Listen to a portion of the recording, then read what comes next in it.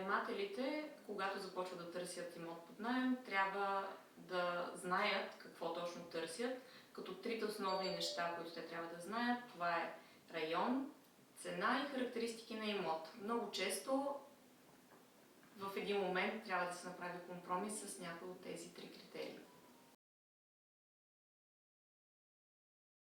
В България основно се търсят обзаведени апартаменти и необзаведени офиси.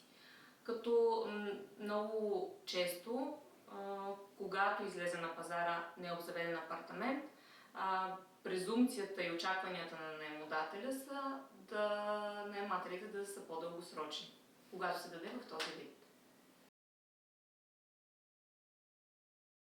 Стандартният депозит е в размер на един наем, като напоследък се забелязва тенденция да се изискват два депозита при наемането на имот, като много често причината за това е чисто нов апартамент или офис, чисто ново обзавеждане или домашни любимци при наемателите. При наемането на имот, наемателят трябва да бъде готов с сумата от първият наем, депозита, който, както казахме, може да бъде в размер на 2 месечни наема и комисионната към брокера, която стандартно е 50%.